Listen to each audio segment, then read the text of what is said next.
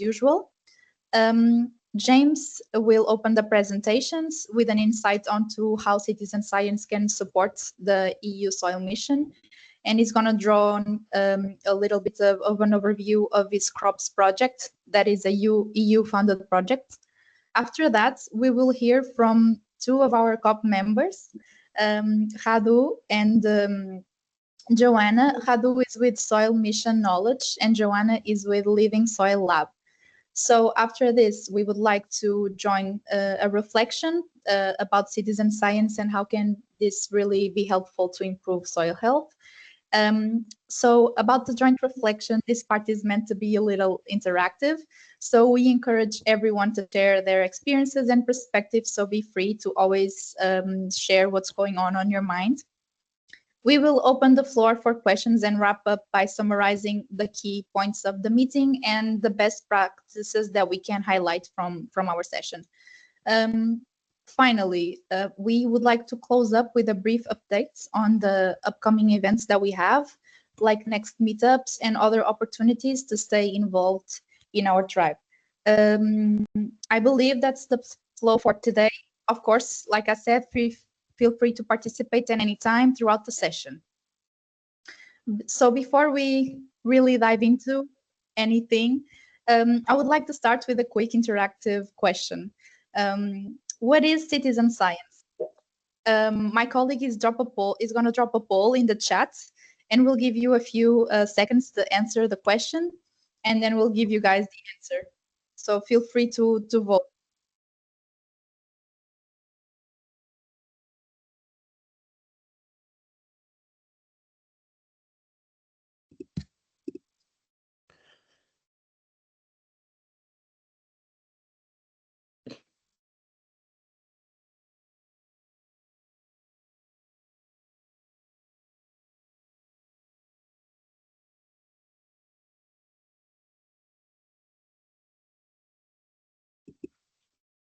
Okay, so I believe that's enough time. Let's see if you guys got it right. Right answer is B. Citizen science is a process where people can contribute to scientific research and data collection. But if you got it wrong, don't worry. We're going to learn more about this during the session. So before we really go in, I would like to talk a little bit about SoilTribes. SoilTribes began in January 2025. As you know, it's a 3-year initiative. It brings 25 partners from 11 countries across this period of 3 years to work together. We're going to host 14 meetups, and this is the first one. This idea behind SoilTribes is simple. It's to protect and generate our soil by bringing people together. So we work through knowledge. We share a lot of knowledge between partners, emotional connection, and we focus on action. So what we want is for people to see soil not just as an ecological resource, but as something that's underpins our culture, our economy, and overall our well-being. SoilTribes focuses on building and strengthening these, we would say, local ecosystems, connecting local communities with global expertise. We use science, technology, and even art sometimes to bring soil back into the spotlight and to restore its value. With experts from different sectors working side by side, we are now creating a space for innovation and collaboration. At the center of it all is our community of practice that we thank so much for being here.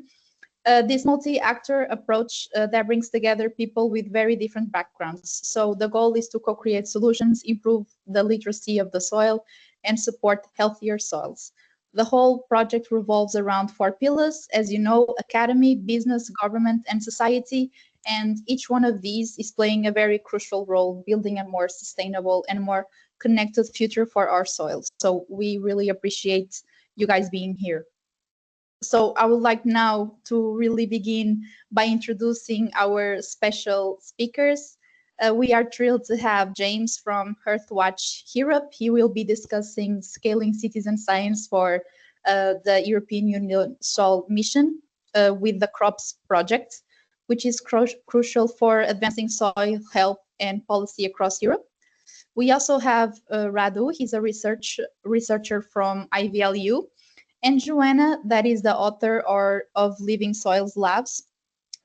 These last two are our COP members. They will be presenting their own projects, and they are be giving us a bit of more enlightenment about the knowledge and the uses of citizen science in their own projects. So before we begin the presentations, I would like our speakers to introduce themselves and share a little bit of their background with everyone a little bit, if you guys don't mind. Yeah, hi. So I'm James Sprinks. As Sarah said, I work for Earthwatch Europe. So Earthwatch Europe is a environmental NGO based in Oxford in the UK. So as part of that, we do a lot of citizen science projects around environmental health. So from soil to water to air pollution and everything in between. My background is nothing to do with soil. So after the talk, please don't ask me anything about soil. My background is purely within citizen science and the human factors around its design. So looking at engagement, motivation, education, data collection, and all those sort of things around that. The crops projects I'll go into a bit later, but yeah, we've got a lot of EU projects through Earthwatch, and so we do a lot of citizen science work. Thank you so much, James. Yes, Radu, please. Yeah. Thanks, Sarah. My name is Radu Giurgiu. I'm a researcher and project manager at ILVO in Flanders in Belgium. It's a research institute on agriculture, fisheries and food. And in my unit, we work more on the data platform, data spaces and precision farming. And I'm also coordinating the SoilWise project, which is also a mission soil project that's aiming to develop a sort of one-stop shop for all soil information. And this platform will become part of European Soil Observatory.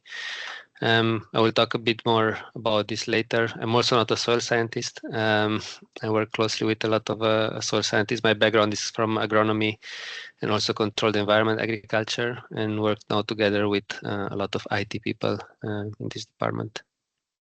I'm happy to be here, and I'm very fond in citizen science, but I admire people that take this challenge and working. I know it's far from easy thing to do and manage, but I'm a great fan of this approach to getting to make citizens participating in research challenges. Thank you so much, Radu. Now, Joanna, if you don't mind. Hello, everyone. Thank you to invite us to talk in this meetup. I'm Joanna Mersch. I'm the initiator of Living Soils Lab, and I'm also the co-founder of Umarel, which is a nonprofit hosting this initiative. Umarel is a collective empowering citizens to shape and steward the urban commons, including soils. So our work in citizen science is more linked towards access to the land, access to inclusive city in general. So I'm not also a soil scientist, but I have a background in social science and cultural mediation, which also have a link to what I will present later on what we do at the Living Soils Lab. Also, I'm based in Pantin, which is just nearby Paris on the outskirts. Thank you. Thank you so much to all the speakers. Now, you can either take control of the presentation or you can share your own. It's up to you. James, I don't know if you have a way, if you want to do it, take control or share yours. I'll take control if I can. Okay, I'll share it with you. 1 second. Technology, okay. Dun, dun, dun.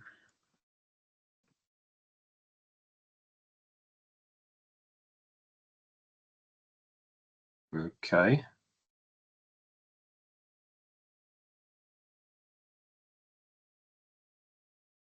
So feel free to take control. Yeah, here we go. Perfect. Can everyone see that? Yes. Lovely. Okay then, well, firstly, thanks for the invite to talk at this session. It's really good to see what's going on in the soil mission space. As I said, I'm not a soil scientist myself, so I work more on the citizen side of things and how we can contribute to the mission. So it's good to make this link. So I'm just going to do a little presentation on the Crops project, which is a project that was tasked with scaling up citizen science to contribute not only to the soil mission, but to all 5 of the EU missions, which obviously you'll probably know. There's a water one, there's a climate adaptability one, there's lots of the 5 different missions out there. There's a health one, which we struggle with the most. But this talk is obviously focusing on the soil one. So we just had that question about what is citizen science, which was 99% correct. It is people doing or contributing towards science, but the important thing to point out as part of that is in a non-professional way. So obviously there's a lot of professional scientists out there that are contributing data and forwarding science, but this is people doing it as amateurs, as volunteers, to help out. So as I just said, citizen science is public collaboration, it's researchers, it's industry, it's policymakers working with the general public to collect data, to analyze data, in some cases to even co-design scientific problems in order to forward science. It is real research. In the last 10 years, the sort of reticence to using it. So to begin with, in the citizen science realm, there's a lot of expert opinion that you couldn't trust the data, that maybe it is a flawed methodology because these people aren't experts, how do you validate the data and so on. But that position is changing to see citizen science as a real methodological approach to deal with scientific problems. And also, it's important for a successful citizen science project that there are shared goals. The community you're working with, the volunteers that are helping you out, you should have a shared understanding of the objectives of the project and how it benefits them as well as the science as well. So you want some shared goals. Why now? So citizen science probably, I mean, realistically started 100 years ago. Things like the Christmas bird count in America and so on have been going on for centuries, where the public have gone out and counted bird spottings and so on. But in the last 10 to 15 years, oh, I've got a hand up. Oh, Marta? yes, so sorry. We are just seeing the same one from the beginning. I don't know if it was supposed to. Okay, Sarah, I'm moving them, but they're not moving. Yes, sorry. I thought it was not supposed to be like that. So. Is that better? Yeah, now it's moving. Perfect, thank you. Okay, Sorry to interrupt. That was my fault. So in the last 10 years, citizen science has really advanced, and this is mostly because of technology. So in a digital world, everyone is much more connected. Therefore, it is a lot easier for people to contribute data, right? So they've got smartphones, they're online. Everything can be asynchronous. Everything can be sort of people can be in their own locations and contribute data to a central place through this technology. So it's really accelerated the use of citizen science. There's also societal drivers. At the moment, in the current political climate, there's a lot of distrust in science, driven by a political agenda, of course. But so it's a really powerful way of getting the public involved with science, understanding the scientific method, and actually being able to sort of see that science is a trustworthy sort of way of gathering data and forming policy. So there's these 2 drivers that have really pushed citizen science and made it grow quite a lot. So moving on to a bit of the soil, as I said, I'm not a soil scientist, so I'll try and go over this a bit quickly, but soil matters for lots of different reasons. I'm sure everyone here knows that. It's food production, biodiversity, it can store carbon, it can filtrate water. It has lots of different processes that are very important to human life and other life, of course. But of course, a lot of this is not obvious to the public. A lot of this is not intuitive to the public. When the public sees soil, they don't know if it's good or bad health necessarily, that it's not high in their agenda in terms of their life, the struggles that they're going through on day to day. Soil health is not something that leaps out of people. It's not like human health, where it's very obvious to see if it's good or bad, potentially. It's quite a strange thing for the general public, potentially, to think about soil in terms of its health. So that's something that citizen science can deal with. Are you still seeing the right slides? We are seeing the same one. Right, so it's not working. Yeah, unfortunately, I don't know what's going on. Okay, I'll just share my screen then. Maybe it's best. I'm sorry for this No, inconvenience. it's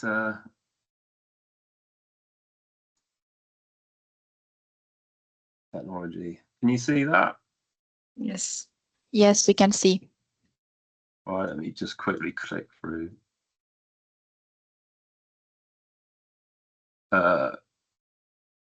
Okay, so I can't see you anymore. So if you put your hand up or anything, tough, I can't see you. So Sarah, please shout if you need to say anything. But yeah. So we've got this silent crisis of EU soils, which the mission is trying to address. So this number varies, but at the moment there's a sort of claim of 60 to 70% of soil is unhealthy in Europe at the moment, and has lots of key threats around erosion, pollution, loss of carbon, and compaction and sealing through sort of human activity. Of course, defining what healthy soil is quite a challenge in different parts of Europe. So from Southern Europe in Spain up to sort of the peat bogs of Ireland, there's very different compositions of soil, and what is healthy and what isn't is a bit of a challenge for the mission. And obviously there's other projects around there looking at that. So yeah, to sort of start dealing with this estimated 70% problem of bad soil, this mission, the Soil Deal for Europe, was created, and it has several goals. As you probably know, there's 100 living labs to be created looking at test soil health and solutions. So living labs are sort of a community-based approach with lots of different stakeholders looking at potential solutions to the issue. A key objective is to increase soil literacy. So as I was saying before, soil health is not a very easy thing perhaps for the general public to understand. So the mission wants to increase literacy in that and understand how soil health links to other parts of communities that can have a knock-on effect. And obviously, perhaps the key one is to restore and protect soil health, to try and improve, reduce this 70% number to a more acceptable figure. So citizen science obviously can really help this and can really support the mission. Soil can be very hyper-local, for instance. So as I just mentioned, it changes across Europe as to what defines healthy and unhealthy soil. It can also change within meters or miles of each other in small regions. So at the moment, I mean, I did a quick look. It's estimated there's about 3,000 soil scientists in the EU. So obviously this is not enough people to sort of capture this complexity, these differences on a geographical scale. So citizens can help do that. You can have local communities contributing soil health data in areas where it's just not practical for scientists to be. They can then, of course, this will, in a knock-on effect, increase public awareness. So by taking part in these in this process, in collecting soil health data, people will start to understand what this data means and what and the effects of having poor soil health. So there's these two sort of good things that make this a great match. So current citizen science projects around soil health do lots of different things. They can measure soil pH and texture, simple biodiversity projects that can look at counting different types of flora and fauna in specific areas. They can look at land use and how that connects to soil health. There are lots of projects that use simple test kits for nutrients and so on. Hello? Sorry, did someone want to say something? No? Okay. And then there's broader things, so sort of man-made events around soil erosion that some projects are looking at. Some examples, I mean, we're going to hear from a few projects after my talk, but just to show you some of the different types of projects that are out there. So crops, we've surveyed over 100 soil mission related projects. So there's things like the ECHO project, which is about building a big data repository for soil health. There's things like Soil Health Guards, which is a Serbian project, which is very localized and looking at co-creating solutions for soil monitoring and so on. And there's sort of more standardized approaches like the T-Bag Index, which is just sort of something you can use anywhere globally, that looks at measuring the rate of decomposition of soil. So it's a very simple test. The idea being that you can replicate this test in lots of different different locations very simply. So these projects have lots of different sort of faces to them and take on lots of different approaches. I said before, citizen sciences goes much beyond data collection.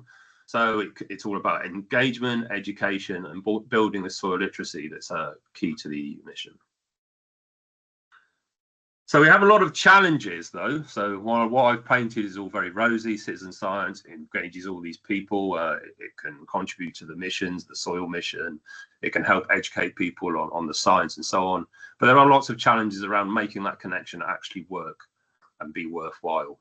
So one of those problems is the data problem. Currently, citizen science is very sort of ring fence. We have thousands of projects dotted all over Europe that are doing very similar things that don't necessarily talk to each other. So we end up with these little sort of hotspots of data in hundreds of different sort of spreadsheets and hundreds of different data repositories that aren't really being linked up. So we need to really see how we make that interoperable, how we make sure that all these projects are sort of working with each other to a common goal, if possible.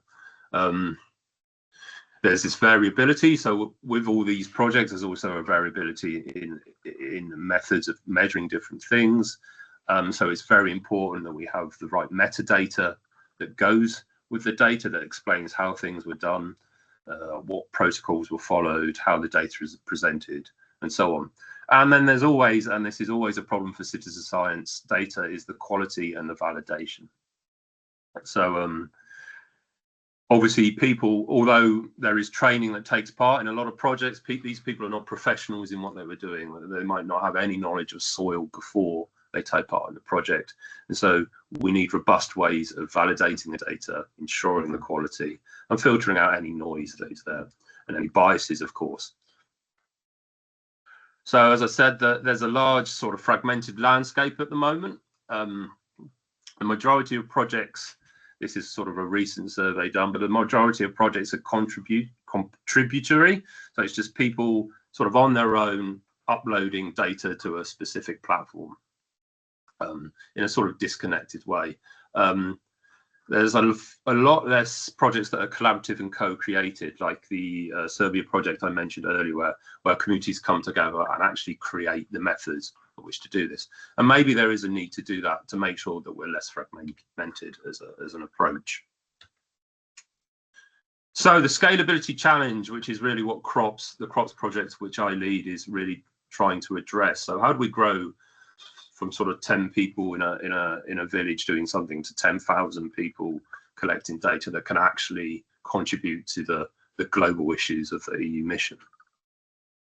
So first we'll look at what scaling really means. So the old idea of scaling, of course, is just growing, more participants, more data points, more geographic coverage.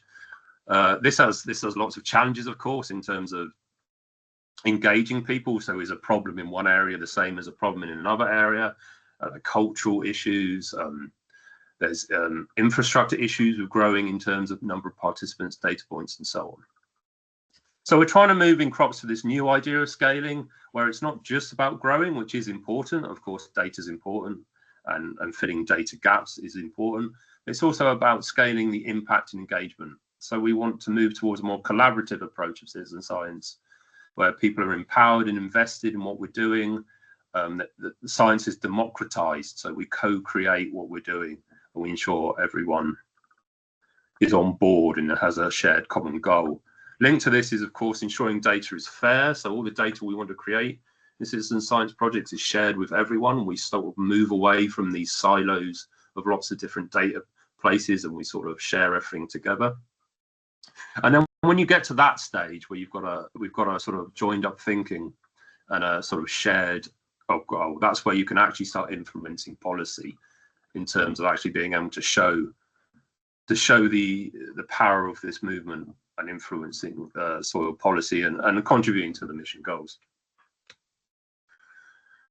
So there's lots of hurdles to this. There's recruitment and retention. So citizen science is often very long-tailed. So in the first month is when you'll get 80% of your data, and then you'll just slowly watch it die off because it's very hard to retain people. So that's always been a challenge for citizen science in the last 15, 20 years, and it's still something that is difficult to deal with. There's the technology and data issue.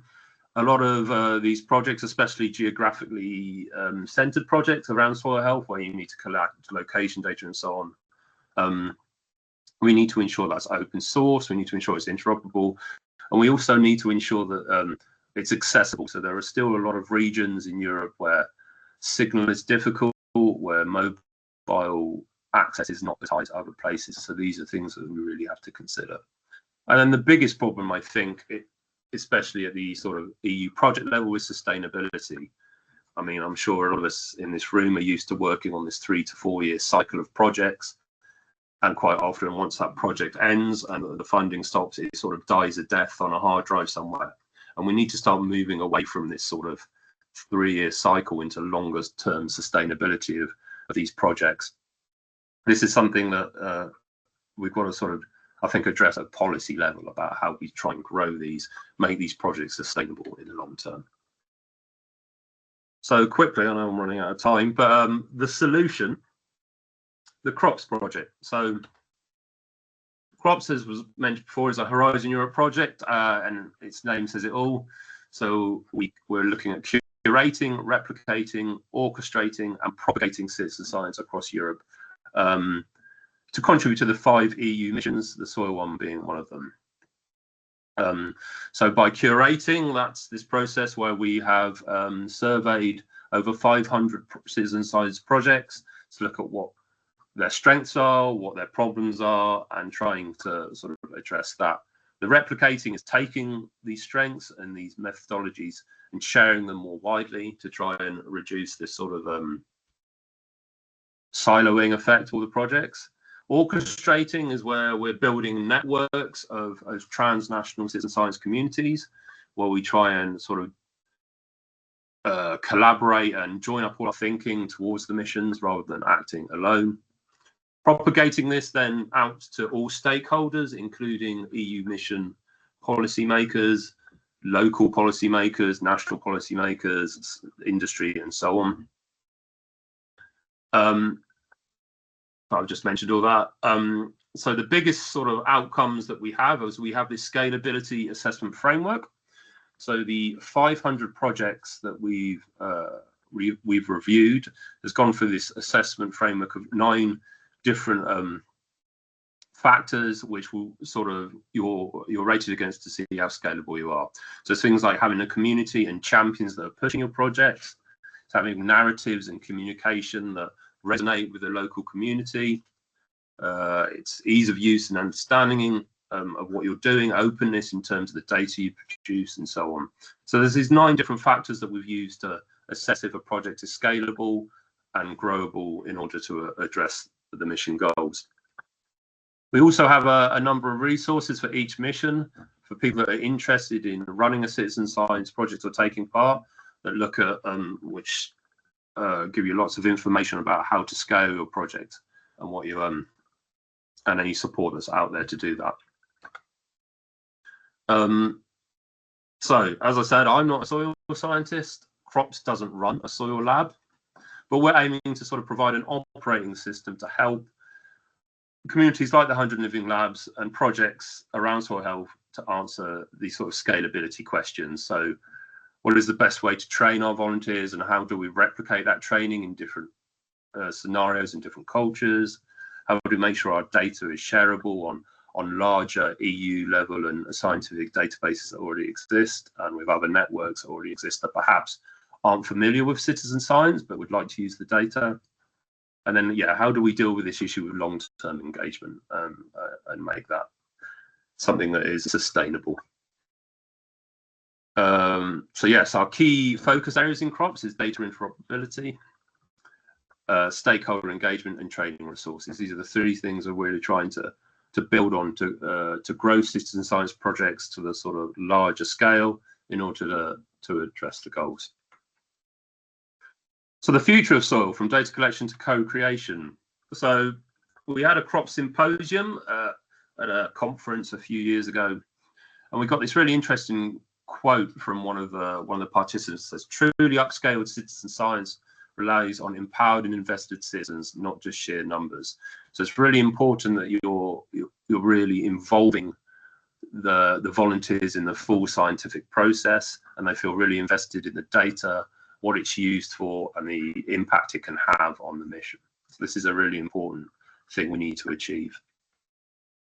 So what can we do, or what can people do in order to sort of contribute to the EU mission? You can join a project, of course. We've surveyed over 100. The CROPS website, which I'll share later, has a list of these 100 projects that you can take part in, and so on. You can engage with your local living lab as and when they start to emerge. A big thing, I think, with citizen science is the education aspect. So we run a MOOC, a massive online something, whatever course, for teachers that trains teachers to use citizen science as part of their curriculum, and use it as part of the classroom. And yeah, be a champion of soil literacy and the citizen science process. So we're trying to form these transnational communities to really push the use of citizen science towards the missions, including the soil health mission, and show the power it can be. So from the ground up, so we've got the health soil as the foundation. We've got citizens-led monitoring to provide the data, and then the hope is that CROPS provides the framework to scale that and to have impact on the mission. So that's sort of our sort of three-step approach to each of the missions. So thanks for your time. I'm just on time, I think. Please visit the website if you want any more information. It will list all the projects there that are linked to each of the 5 missions, including soil. There's an opportunity there to sign up to our transnational spaces. If you want to take part, we have a special interest group that is looking at citizen science and its use towards the EU goals. So again, please visit the website, have a look, and yeah, thanks for your time. Thank you, James. I don't know if anyone has questions for James. Sarah? Sorry, I was thinking by mistake. So I think if no one has nothing to say, Radu, please, the floor is yours. Thank you. Actually, I have questions for James, but maybe we'll leave it for the discussion. I think, perfect. yeah, it was a very inspiring presentation, and I think a lot of overlaps with what I will present, which is maybe not likely very related with citizen science, but I think we'll see why is this overlap and why I also present today.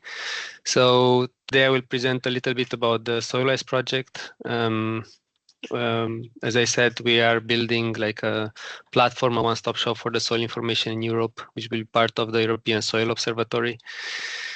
James already talked about this issue, the challenge and the problem. So the European Commission estimated maybe now, since the Soil Mission Week, even more than 50 billion euro cost per year that is linked with soil degradation. And it also shows that more than 60%, as James also said, of soils in Europe are degraded. So what European Commission does is to invest a lot of money in research, in innovation, to try to reverse this trend and make the soils healthy back in Europe. So Sorry, Radu, I don't know if you are sharing your screen, but I cannot see it. I don't know if I'm the only one with a problem. The screen is white for now. Okay. I can see it. I can see it, but it's in the first page. Okay, I can see it. I cannot see it. Maybe it's from my side.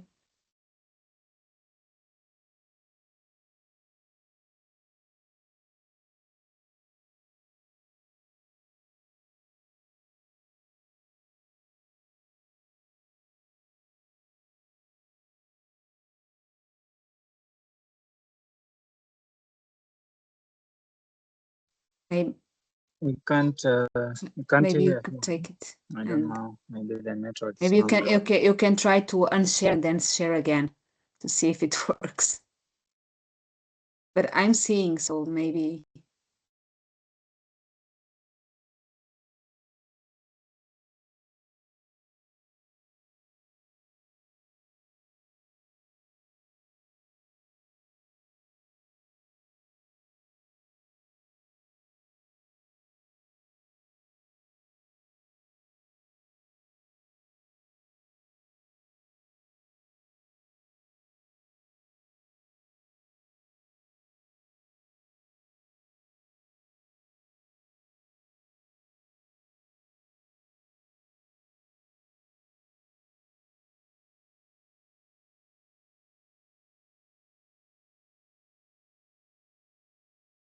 I think that Rado is facing some technical problems. Let's just see if he joins us again.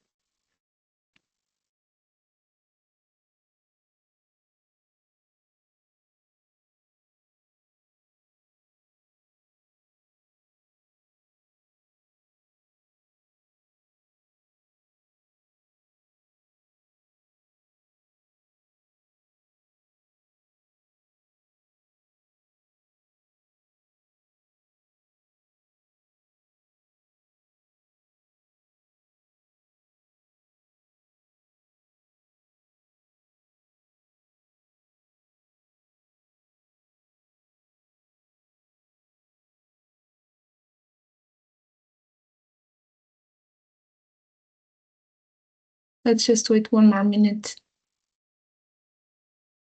See if he joins us.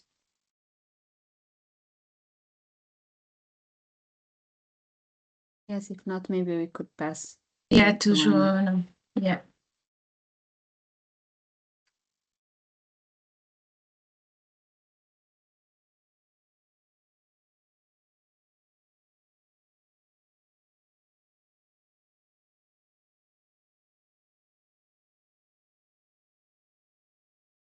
Yes, maybe it's better. Joana? I see he's here.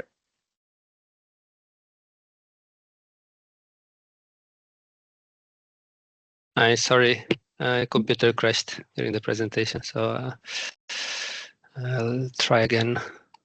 Can you see now? Yes. Yes, we can see. Okay, Thank you. Thank you. let's hope it stays until later. I will jump a bit about this introduction. Maybe just here that I was saying that European Commission is investing a lot of money in trying to reverse this trend of degradation of soils. But the issue with soil information and data in particular is that it's very hard to find access, reuse. It's very difficult. It doesn't have a long-term availability. The quality and interoperability that James also mentioned, it's a big issue. Then if we put citizen science also here as, let's say, data providers, this is also an issue because even for them to get access to this kind of information is very difficult. It remains isolated. It's hard for others to find access or use the data or even the knowledge about what is the best sampling methods, for example. It's very hard to align how all the citizens' observations fit in this broader spectrum of the policies and EU soil data sets and how they can contribute. So you can feel sometimes that all this effort doesn't have the impact that it should for soil health. So here is where SoilWise comes in. It's a Horizon Europe Mission Soil project started in 2023, and we aim to develop, test, and deliver a prototype for long-term knowledge and data repository, or I would say catalog. And this is, as I said, expected to become part of the European Soil Observatory and then continue, maintain, and run after the end of the project. I won't go into the detail of the methodology, but just so you have an impression, we work in an iterative way in 3 big cycles, and each cycle have 4 phases that repeat. The first phase is designing the prototype, so it's getting requirements from diverse set of stakeholders, and these requirements or needs are then transformed into technical requirements. So these go into the development phase, and this platform is developed with all the components and tools. And then we have a phase of integrating everything together and testing and validating if what we developed fits with these requirements from the beginning. And then we do demonstration events for larger group of stakeholders. And in these demo events, we also get new requirements and we see what we have to improve, where we have to go next. And this repeats like 3 times at the end of the project. And right now we are towards the end of the second big development cycle. It's actually the 3rd prototype. And if you follow us, you will see, we need a lot of stakeholders in the next phases to test, validate what we did, and then to demonstrate. And we have a lot of different requirements coming from many stakeholders. The mission soil projects, when we started the projects, there were like 20 mission soil projects, and there are more than 60, I think, each with their particularities. So it's very challenging to find a way to address everything. Then we have also the European Commission with the JRC and DG Agri and all the other stakeholders that have a really big needs or expectations from this platform. And we have also other stakeholders. We have policymakers, farmers, industry, living labs, and researchers. We don't have citizens as a defined stakeholder group, but of course we have projects in the soil mission projects that deal with this. So like kind of indirectly, we are also addressing them. And what we offer in a simplified way, let's say, is the SoilWise catalog. This is a metadata catalog that tries to harvest all this metadata to get the links to the resources in data sets, knowledge, and all the other aspects about soil. The Soil Companion is an LLM chatbot that is built on top of the catalog to allow an easier, digestible way to retrieve the information.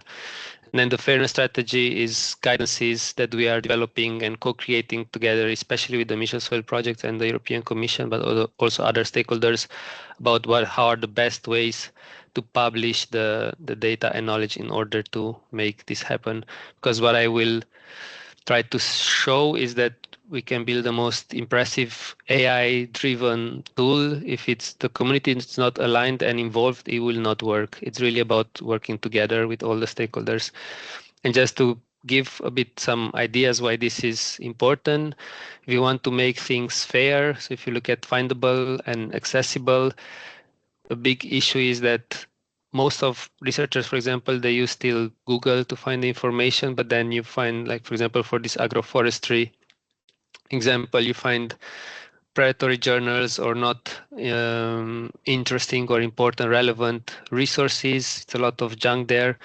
Then if you go to some websites from past projects, for example, what often happens is these websites have died or got hijacked or taken up by something else that is not relevant. So this is a big issue about how persistent and how long-term this information stays.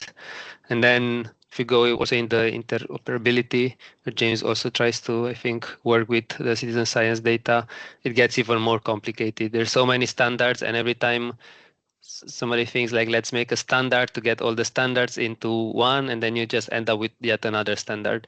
And there's also these vocabularies. There's a lot of ontologies and vocabularies that could be used, but still a lot of researchers don't use, which makes very complicated that all these very heterogeneous data can be reused. It's a big challenge in the soil community.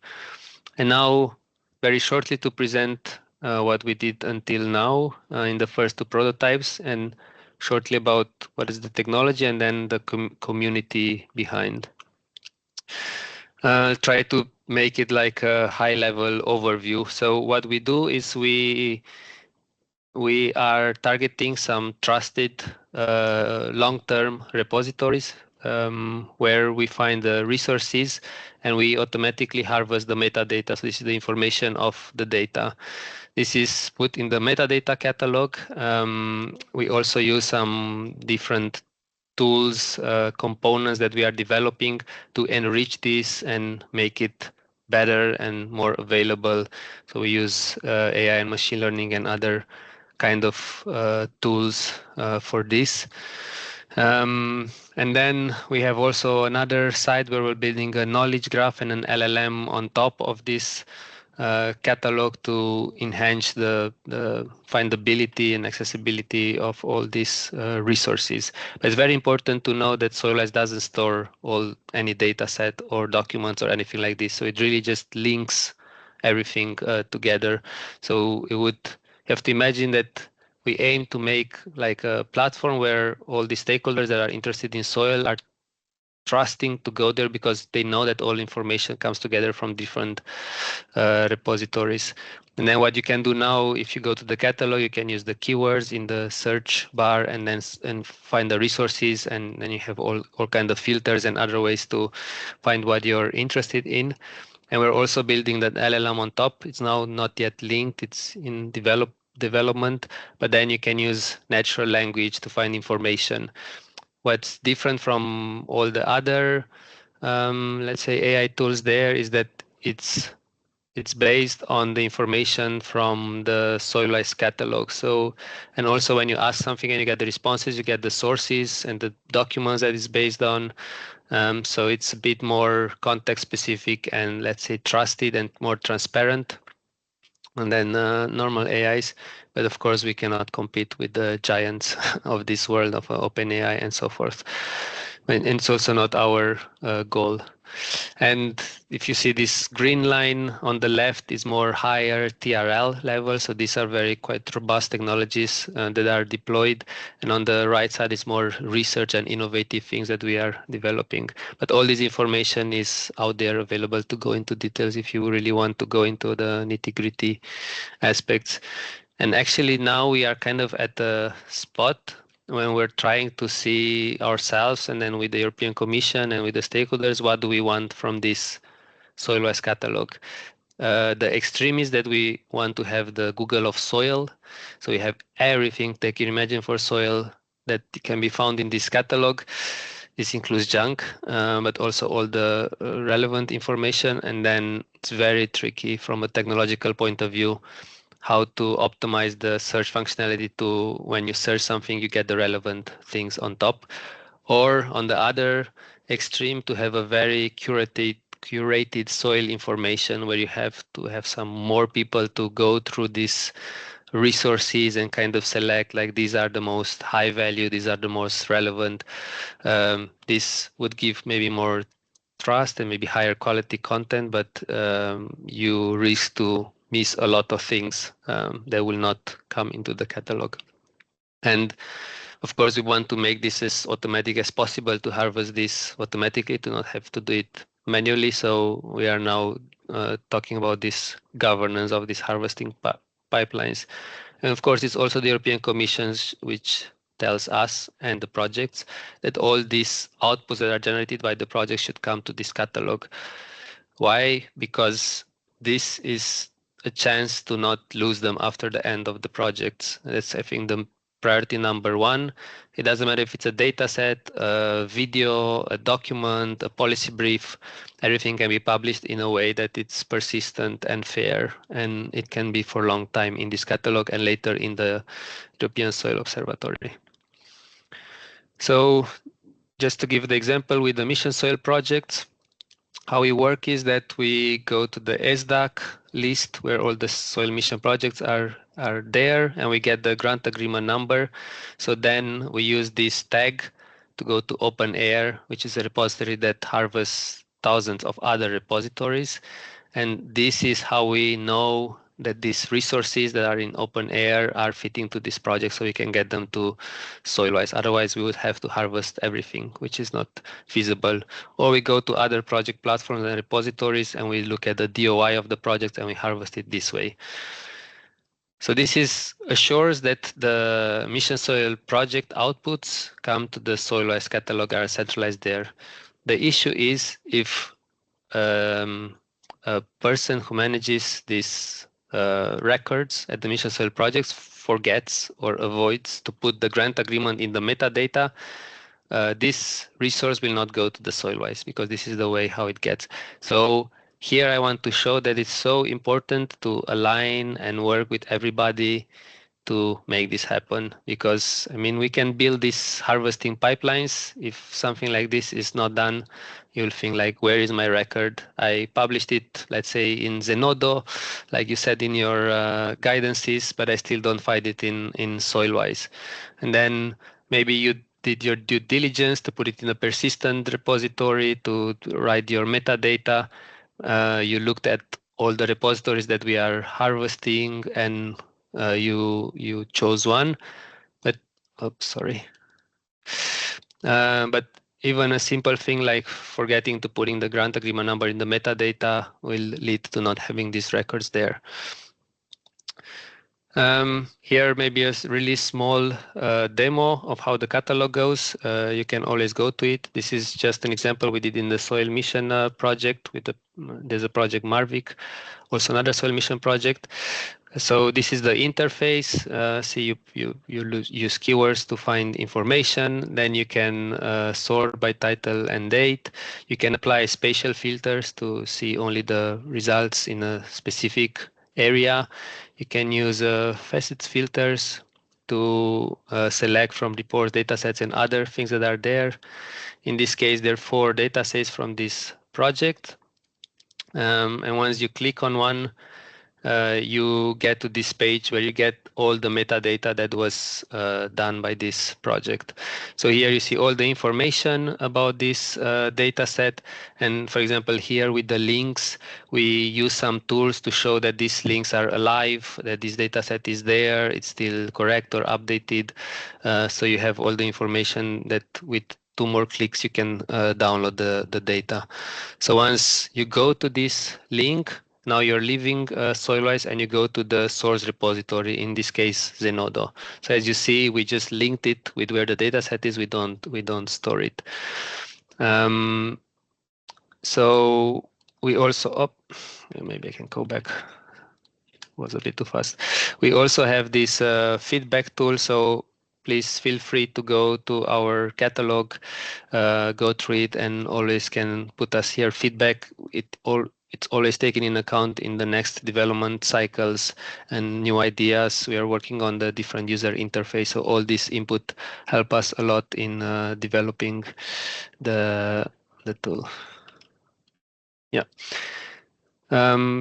It's very important to say what SoilWise does and doesn't do. I'll start with what doesn't do. We don't copy or store any data. We don't control it, so we don't look at it and we say this is good or bad. Data is data. If it's from a soil mission project or from relevant sources that we are targeting repositories, we're not the ones to judge it. We don't steal it or we don't use it without permission. If we want to use it for a demonstration, we will ask the owner. What we do want is to provide a single access point to soil data and knowledge. Very important, and knowledge, so it goes beyond data. All kind of knowledge is everything that is not data, so it can even be video, document, PowerPoint presentation, really everything. To index the available data and knowledge, to connect with other catalogs. So a lot of projects are building their own catalogs on specific, like say soil pollution, so then we can just harvest this catalog.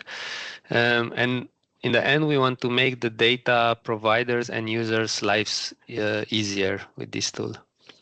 And now, maybe to see what is the point with citizen science, because probably until now was not very clear. So projects like this one from the EU Mission Soil are involved with citizen science. So their outputs could also be published, that they come to the SoilWise catalog. So then all this information is then available to the catalog, can be citizen science data repository, can be educational resources, can be protocols about sampling, can be even artistic outputs, soil literacy materials, knowledge by the community. All these things that the projects produce can be available in the catalog. To this, also the other projects that will come and work on citizen science on soil adds up, and also other Horizon Europe projects. So we're not looking only at the soil mission project, but here crops, of course, because also what they are developing can all be brought in the catalog. And why does that matter? I think like citizens, when they engage in citizen science, they're actually researchers. They produce data, they produce knowledge. They just need a platform that intermediates this work. So it's not, I mean, if they really want, they can do the entire process of publishing in, for example, Zenodo and get their data like this in the catalog, but mostly they work in frameworks, projects like James also presented, that they do the following word of putting their data and knowledge in persistent repositories that they can go to EUSO. So then the responsibility of this due diligence goes to the projects to put their grant agreement number and all the other things. And all this information that is produced come to this catalog, and some researcher or other stakeholders might go and look for different soil information and find these outputs that come from the citizens very valuable. And and then they can create publication, policy briefs, other documentation. So actually it helps to show that the citizens that they were engaged in these activities created impact. So I think it's nice for the citizens to also see their contribution, to feel that they're part of this soil mission in Europe, and that they can really help. So I think in this way, we can really show to them that they are part of all this great effort to reverse the soil degradation in Europe. And they're also providing data in this let's say catalog, and through all these like knowledge platform, they can also receive knowledge. So they can use directly the catalog to receive information if somebody looks for the best protocol they want to use for soil sampling in their backyard. But they can also, for example, with the LLM chatbot, get information about soil health, how they can improve it, what they can do in their one small thing to improve the soil health locally. So they're both data providers and users in this case. And we're working now, and maybe James, we need to talk about this. We're working on fair guidances that we're gonna release by the end of this month, and then we're gonna test and validate with stakeholders, mainly with the Mission Soil project and researchers, but not only, and also with the chatbot LLM. It's going to be available for testing and validation in the next period. And my end message is that in order to develop a useful and functional soil data and knowledge infrastructure, the collaboration efforts and benefits from the outcomes need to be mutual for all involved stakeholders. So we're always looking to what everybody has to win from this, and we realized from the first prototype that this cannot succeed without the proactive involvement from all the stakeholders, the data providers especially, but also the users and how they want to use this catalog. And of course, together with the European Soil Observatory, which will take this into their infrastructure and continue, which for us, of course, it's a high motivation, because we see that this project will not end after the official end of the project. And if you want to go to our website, you can find already demo events from the past prototype for different target groups. We don't have one for citizens, maybe we should. Then you can go to the repository, to the catalog, and play with it and give us feedback there. And if you really want to go into more the technical information, what's in the backbone and what's behind this platform, you can also go to GitHub, where we put all the information about the architecture and the technical components that are developed and how they work. We're also gonna have a more layman's person guide about this platform. And yeah, I'm here on behalf of all the colleagues that are working on this project, which I'm very grateful for. I think that's it. Thanks for your attention. Thank you, Radu. Now I think that Joanna, it's your turn.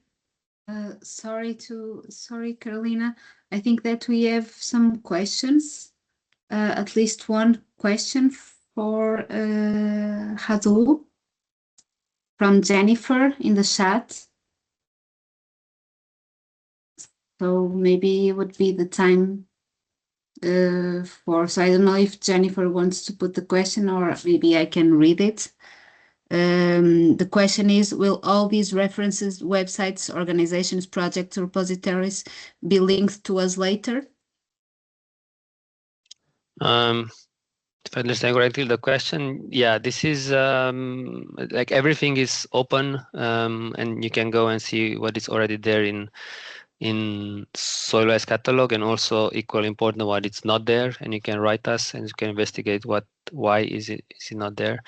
It's still, so we're in the second development cycle. We have another one until we give it to EUSO, so we're working hard to get this robust one. But we saw, as I hopefully was clear in the presentation, that we have to put equal effort to get the people together and align with everybody. But everything is available. You can go to the website and find all the documents. Perfect, thank you. And also there is a request for contact from... Yes, from Fenja. Yeah, but maybe then, Fenia, you could then invite Radu and James on LinkedIn and directly talk, or see the emails. I believe that maybe we will share the information, so then you can exchange ideas and opportunities. Sorry? Thank you. Oh, so where should I go? After that. Okay, next one. Yes. So, Joanna, it's your turn. Feel free to share your screen. Yes, I'm going to share my screen. So it's going to be much more ground, I'll say, without making a pun, and a bit more low tech and small scale. But here we go. So thank you for joining us today. I'll present shortly our project, the Living Soils Lab. As I presented earlier, I'm part of a non-profit called UMAREL. It's a collective empowering citizens to shape and steward urban commons. And our work in citizen science actually began with reclaiming an inclusive public square that you see on the picture right now. And while we were working with citizens, one question was sparked, which was, if a place feels good, for instance, does that mean it's healthy? And from there, with this question on mind, we started to collectively investigate on the role of soil in the health of our urban environments. And we got the opportunity to be funded by Impetus for Citizen Science, which provides an accelerator for young citizen science projects.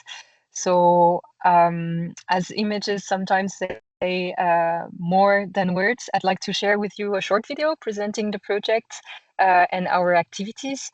Please let me know if it's not working, either the sound or yes, so let's try to make it work.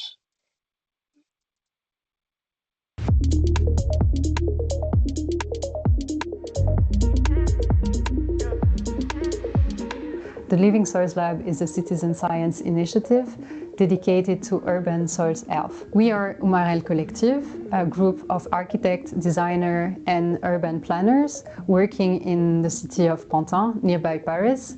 And with this project, our idea is to go further in this exploration of our territory by digging underground. In the Living Soils Lab project, the idea is to bring together a group of citizens we are used to work with, including women, people coming from migrant backgrounds, basically the citizens of this neighborhood that is called the Quatre-Chemins, that have no scientific knowledge of their environment, but have a really deep connection with the site.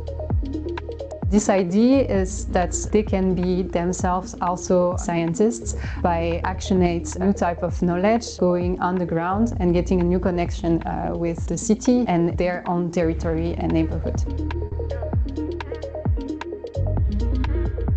With the program Impetus, for us it was a great chance. First, because of this idea that we can get some type of training with a mentor that was helping us in this process of getting into the scientific world. It was also an interesting way to bridge our connection with the landscape and translate it into a more scientific approach. With the Living Soils Lab, the idea is not only to state the health of the ground, but the idea is to bring a better understanding of what we are stepping on and into, which means that the citizens that we are working with get this new agency in their environment. They get a better understanding of what can be done with this soil. Is it healthy? If it's not healthy, what can we do all together? So the whole idea is that we can bring this circle of knowledge and this circle of action in the future. With this project, we are creating a better and long-lasting relationship with the citizen scientists that we are really happy to have around us.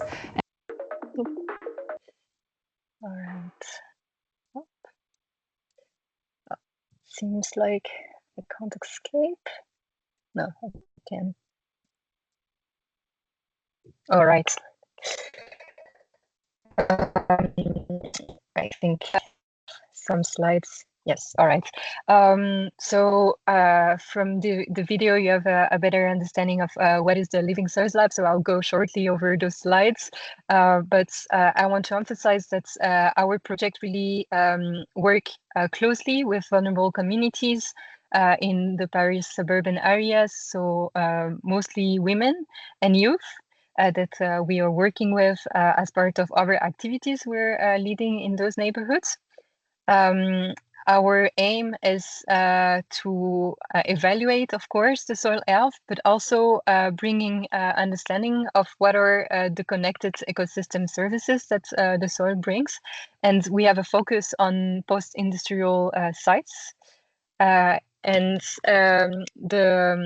The whole idea with the citizens is trying to build capacity among local residents and having an informed policy around climate resilience and environmental justice. So just to give you a bit of an idea of the context we are in, the project currently takes place in 3 cities just outside Paris. It's mostly on the northeast side. We have the city of Pantin, Montreuil, and Bondy, and historically this area form what we could call the industrial backdoor of the city of Paris. Sorry, because of that past, the urban landscape today is very mixed. We can have social housing, modest industrial era buildings, abandoned factory sites, just like what you see, and brownfield, which are all side by side. And the population living there is partly vulnerable because this district has some of the highest unemployment and lowest income levels in the region, and they are also home to many people living in difficult administrative situation, including migrants. At the same time, those areas hold enormous potential. They include many former industrial sites that have become, for some places for experimentation, mostly urban agriculture, and that movements is not new, which is quite interesting. It connects to a long local tradition of workers' garden that is still present in this area. So in practice, what do we do? And during each session, we work directly in the field on different types of sites. As I mentioned, in abandoned industrial lands, recently untilled soil, but also place where there's local urban farming. And together with the participants, with the neighbors, we collect both qualitative and quantitative data using simple but quite meaningful, I think, scientific methods. We always keep it clear that we are not a professional lab, and the tests that we are running, they are just give them a first picture of the situation, which can then lead to further investigations. We start by looking at the past, researching historical land use to understand what happened on the site before. And that's a very important moment, as is the start, because all the citizens can come with images of the site, of the previous use, come with a lot of information that otherwise you don't have access to. So that's a very important start. And then we observe what's happening in the present. So participants identify plants, examine the soil profiles, look at the root structures, look at the earthworm presence and the depth of the topsoil layer. We are also running some basic tests, including pH measurements, but just to assess the soil chemistry. So all these methods, they were developed collaboratively, and this thanks to discussions with soil scientists from notably the CEREMA or the French Association of Soil. And we also used pre-existing open access resources. So we can see that there's some connection in between the previous presentation.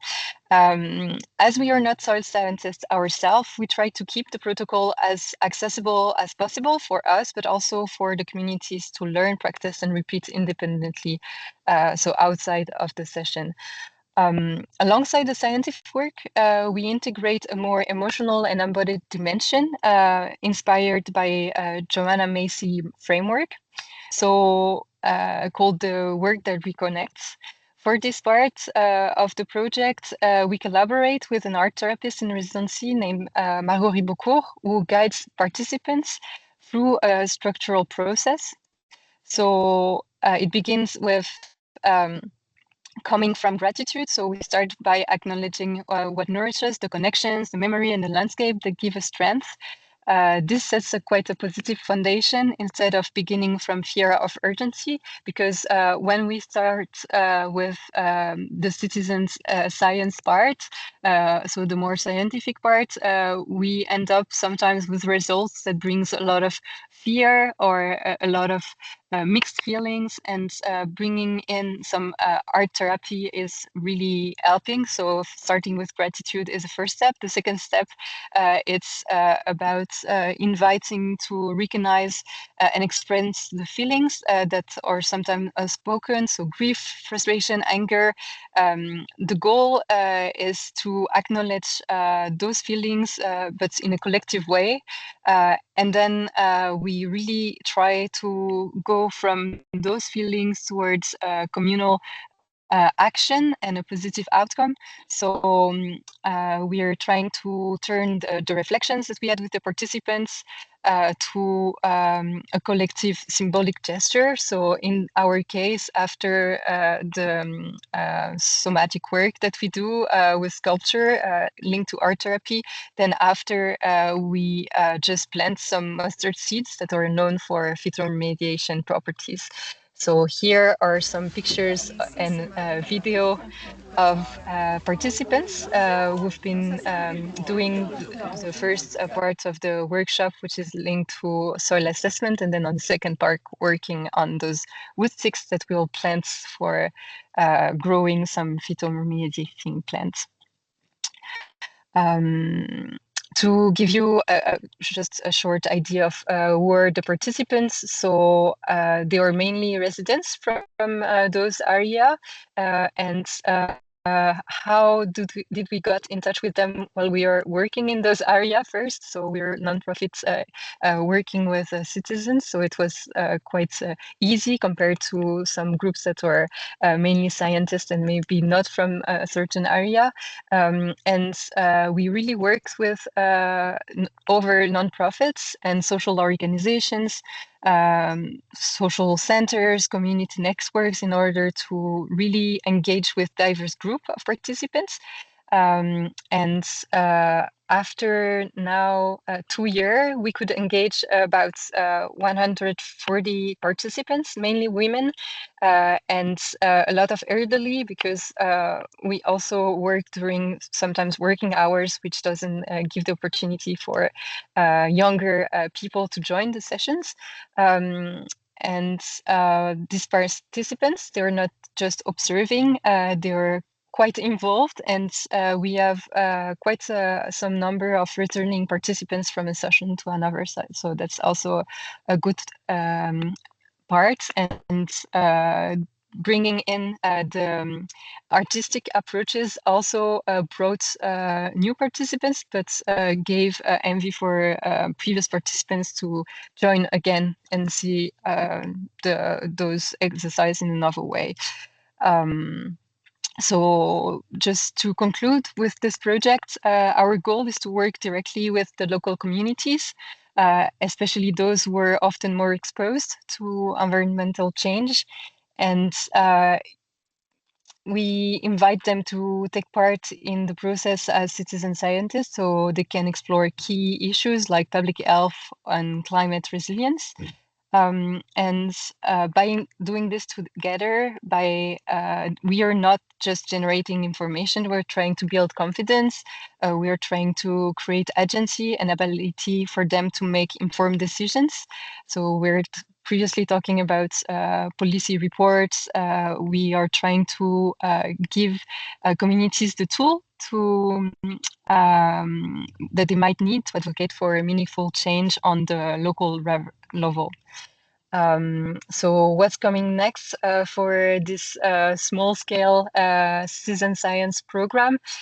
We are now running training for adult educators that are not working in the citizen science or art therapy, but are adult educators working on other nonprofits, social organizations, and we'll have public events connecting all the artworks that we've been doing with the citizens all together in one site. We are also part of the French Soil Orchestra, so trying also to scale our network with other groups, trying to develop soil literacy through art. And from this experiment, we're trying also to have a thinking about what we are doing. So this year we've been doing a research exchange with a collective in Barcelona to see how citizen science and local knowledge can bring action towards policymakers, and working together with them between citizens, policymakers, and local organization. Thank you very much for your attention. If you want to follow more about the Living Soils Lab, please follow us on Instagram. Also get in touch with our art therapists, and yes, you can email us at this address. Thank you very much. Thank you. We have some questions here in the chat, and there's also Julia that raised her hand. I don't know if James or Paulina wants to make their questions directly to Joanna, or... I was just wondering who your mentor was. It wasn't it's a bit of a... So this year is Claire Naraway. I think she's working with you, right? Yeah, I know. Yes. Yeah. Okay. Yes, exactly. I thought it might be. Yeah. Right. I see. What motivates participation? How do you ensure that they are returning, or if easier to respond, what demotivates them? So there's a lot of people who are participating to those activities as a random activity, let's say. I want to be honest also. There's a lot of people who are coming out of curiosity, they do it once and then they don't want to come back. So what motivates them is if they have close connection to the land we are working in. So, for instance, people engaging with urban agriculture, working on a site specifically. Also, we are only on the second year, so the returning, we could measure it only, I think, in the next 2 years maybe, but people returning are also interested with this novelty, including art therapy, or bringing a new lens to the citizen science experiments we're doing. They are also interested actually to share the knowledge to others. We had people returning in order to share with some other family members or friends. So that's also another take. And what demotivates them, I think we are really lucky outside of Paris. We have a lot of possibility and a lot of activities. So sometimes having so many options leads to not being able to join everything. Also, another point is being outside. Sometimes it's quite hard, and also I think what demotivates them could be the lack of rewarding.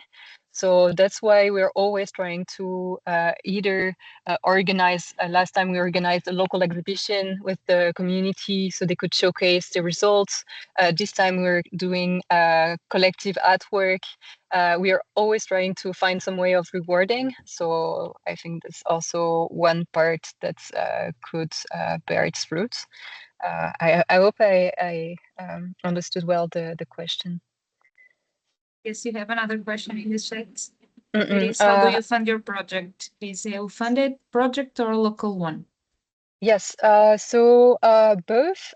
We got the opportunity to apply to a cascading fund called Impetus for Citizen Science, which gave us 2 years. So we applied a first year for a startup project, which gave us the opportunity to have a mentor, to have some basic toolkit to start off. And then we had a second year now. We are at the end. We currently apply to local fundings as well on the theme of One Health. That is at the center of our program, I would say. And then currently we're trying to apply to Horizon funds, but the thing is that we are small nonprofit. We're 2 people working full time, so we are not ready for this type of EU funded projects unless we are a pilot site. So yes, this is how we fund our project, but it's very liminal. And in the upcoming year, would love to have new person being part of the program as a resident, someone bringing a new outtake to what we do, but let's see if we can keep going. Yes, so a mix of cascading funds plus local one. Thank you. Julia, I don't know if you... Yeah, so yeah, thanks a lot. It's very, very inspiring. You use also a lot of methods that are not, I mean, they're just going beyond citizen science, like the strict way, right? Art and yeah, just outreach, a lot of, yeah, super nice. I will contact you later. I was wondering, do you use the data that you collect with the citizens, like really for scientific research or? So we've been putting all the data on Zenodo, though we are also talking with the French scientific organizations, and they're currently starting to develop a map, if I'm correct, to cross all those data. We have been also exhibiting the data that we've been collecting all together. I have to say though that this is not necessarily the main aim of our project. And so far, we've been asking also some scientific organization, what would be the data that would be interesting for your research, and they are interested, but so far we haven't really like connected the dots between what we were collecting and where it could lead, basically. Yeah. Okay, I understand. And just sorry, do you have somewhere where you have the protocols that you use? Yes, it's on our website. Can you put the website in the chat maybe, because yes, I was looking and now I of course, and we've been using also super open access websites sharing data and sharing methods. So it's not methods that we created from scratch. We really worked on something that was already there. But yes, sure, I will share on the chat. Thank you. Yeah, I found them. Thank you. I see also another question. We are an art organization based in Istanbul and thinking very similar with Living Soils Lab project. My question is how long the artists work with the community, and could you please share the email address from here as well? Okay, yes, sure. So we, because we had really not so much money, we proposed the artists to work with the community for 3 to 4 months. We are currently extending the time, which is very nice because we could extend a little bit the budget.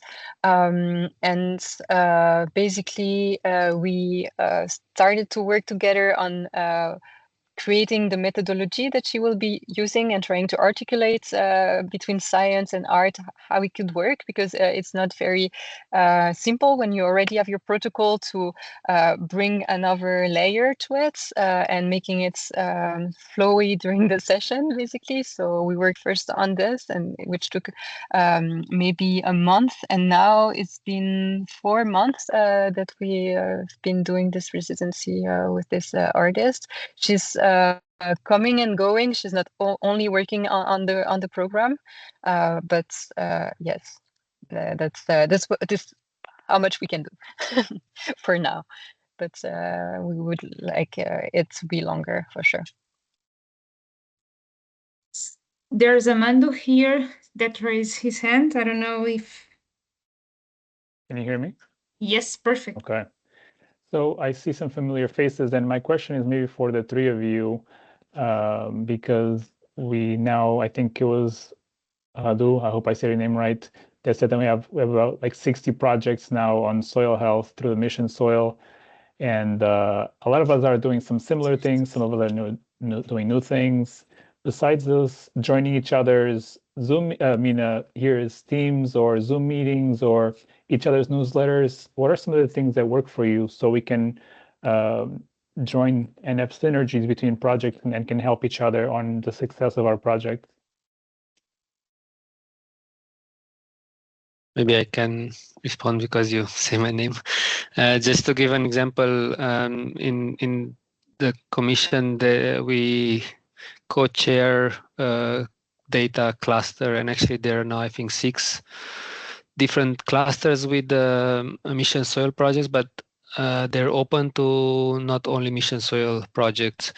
So all these clusters have topics. They're clustered on indicators, clustered on communication and stakeholder engagement. We are co-chairing with JRC the cluster on data and knowledge management, and that's one way to bring together people, projects, stakeholders together to exchange and align. And of course, it's very difficult. Like you said, it's more than 60 projects. So it's very difficult to do this in person, but sometimes we try to do it because we saw we need to sit together and work together and present less and talk more and work in smaller groups and focus groups. So that's what we're doing now in beginning of December in such a cluster. So that's one way. Others ways, I'm not sure, but I think we need more ways to communicate and exchange. Thank you. I don't know if anyone has more questions to our speakers.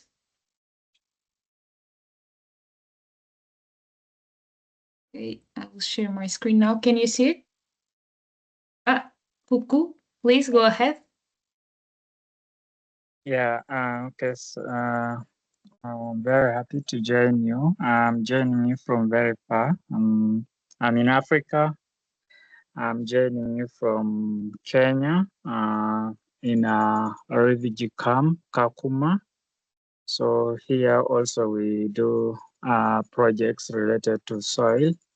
I think I applied once for the project, and I was supposed to for bottom-up project, and I was supposed to go into Portugal, but due to documentation, I wasn't able to go because I didn't have a lot of things. So I don't know whether, cause I know whenever you applied for a project, then you are chosen to be among the shortlisted or the nominees. So you have to go for meetup. So I was asking whether you can provide passports, or you can help in the process of getting a passport. Because I once had once been a winner of the project, and I was supposed to go to Portugal, but due to documentation, I wasn't able. Thank you. Thank you, Radu. I will see that questions. I will answer you via email. If you can send us an email with that information, I will give you a more detailed answer. I don't know if... Okay, thank you. You're welcome. So can I share my email with you, or how can Yes, I you do can that? put it in the chat. Okay, no problem. Or I can give you, I will share in the chat the email, our email of the COP members, and then you can send me an email. Thank you. I'm a member of the SoilTribes, so exactly. Thank you. Let me share the email, or you can share and then I can pick it up. Okay, thank you. I don't know if anyone has more questions. So to gather your feedback from this session, I hope that you can see my screen. We are sharing with you a feedback form to understand what we have learned during this meeting. Please feel free to scan the QR code and fill out the form. And I think that Sarah already put the link in the chat.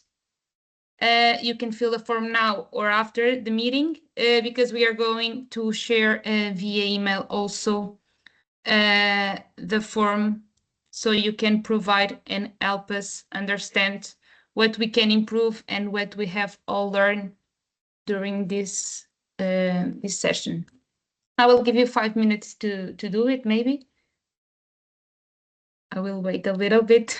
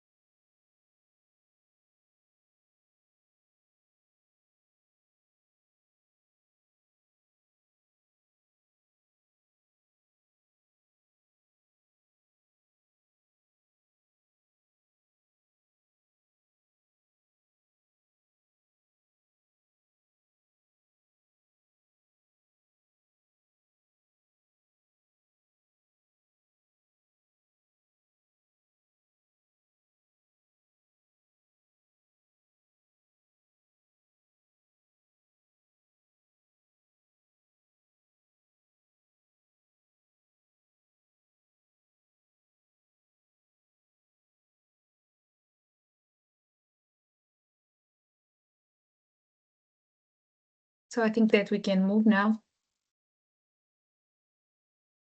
I don't know if you have here Sylvia from Youth Makers Hub.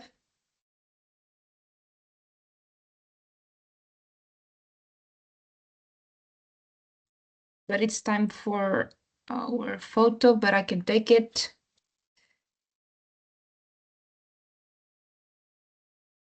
So if you want, please turn your cameras on. This is the right moment to do it and to stay pretty. So I will wait. I see that some people are turning the camera on. So smile.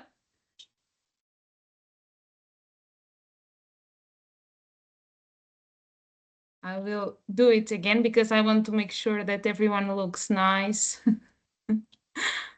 Just a second. Ooh.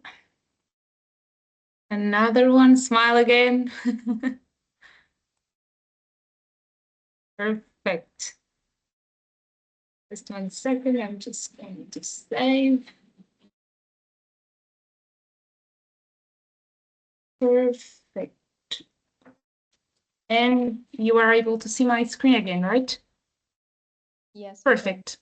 So another point, and before ending this meeting, another important point is for you not to forget to join the movement, to scan the QR code, and to sign the Mission Soil Manifesto and show your dedication to soil health. Another point that I want to highlight, it's our upcoming events. We are going to have 2 events, one this year and the other one next year. On the 10th of December, you are going to be able to join us to the second cross-fertilization workshop. It is going to be online on the 10th of December, and it's going to be focused on engaging small business, farmers, and agriculture advisors. And another important event that is going to happen next year in February, it's the Introdanças Festival that it's going to be in Portugal. Regarding these events, we are going to give you more information very soon. And don't forget to stay connected with SoilTribes. Please scan the QR code to access our website, to subscribe our newsletter, to learn more about the projects and the opportunities and updates.